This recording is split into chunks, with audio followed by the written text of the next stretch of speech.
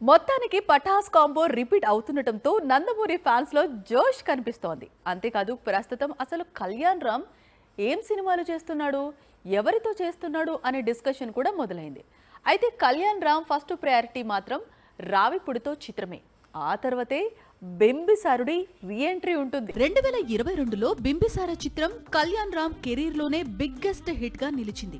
ఆ వెంటనే బింబిసార సీక్వెల్ తో కళ్యాణ్ రామ్ తిరిగి రావాలి. కానీ వశిష్ఠ్ వెళ్లి విశ్వంభర ప్రాజెక్ట్ లో బిజీ అయ్యాడు. మరోవైపు కళ్యాణ్ రామ్ కూడా తాను ఆల్రెడీ కమిట్ అయిన Amigos, devil, Arjun, son of Vijayashanti చిత్రాలు చేశాడు. అయితే ఈ మూడు కూడా అంచనాలను అందుకోలేకపోయాయి. ఈ దశలో కళ్యాణ్ రామ్ మళ్లీ బింబిసార ప్రాజెక్ట్ ను పట్టాలెక్కించే పనిలో పడ్డారు. వశిష్ఠ్ స్థానంలో మరో కొత్త దర్శకుడితో బింబిసారకు సీక్వెల్ కాకుండా ప్రీక్వెల్ తీసుకొచ్చే ప్లానింగ్ లో ఉన్నాడు. ఒకవైపు విక్టరీ వెంకటేష్ తో మల్టీస్టారర్, మరోవైపు బింబిసార ప్రీక్వెల్, ఇంకోవైపు మరో కొత్త ప్రాజెక్ట్ ను కూడా అనౌన్స్ చేయబోతున్నాడు కళ్యాణ్ రామ్. ఇక నిర్మాతగా కళ్యాణ్ రామ్ ఎంత బిజీగా ఉన్నాడో తెలిసిందే. ప్రశాంత్ నీల్ మేకింగ్ లో ఎన్టీఆర్ నటిస్తున్న మూవీని, అదే విధంగా దేవరాజ్ సీక్వెల్ ను కళ్యాణ్ రామ్ నిర్మించాల్సి ఉంది.